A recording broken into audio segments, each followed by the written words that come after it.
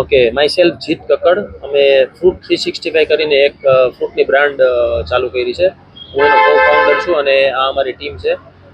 અમે આજે નાનામાં રોડ ઉપર એક વેન્ચર ચાલુ કર્યું છે, જેમાં ડોમેસ્ટિક ફ્રૂટ તો છે જ અને એની સાથે સાથે ઇમ્પોર્ટેડ ફ્રૂટ્સ પણ અમે ચાલુ કર્યું છે, જેમ કે અવોકાડો છે, બ્લુબેરીઝ છે અને વેરિયસ કન્ટ્રીઝમાંથી અમે એપલ પણ ઇમ્પોર્ટ કરીએ છીએ.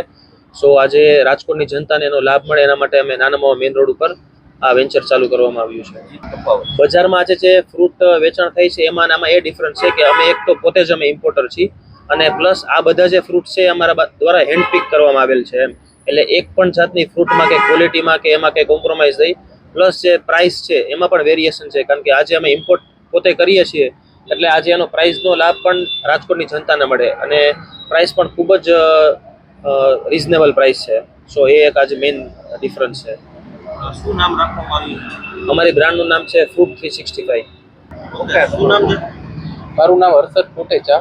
હું આ ફ્રૂટ 365માં એઝ એ પાર્ટનર છું અને અમારો ગોલ એ છે કે અમે રાજકોટની પબ્લિકને જે ફ્રૂટ ઇમ્પોર્ટ થાય અને ક્વોલિટેટિવ ફ્રૂટ બધાને આપીએ એવો અમારો ઉદ્દેશ છે.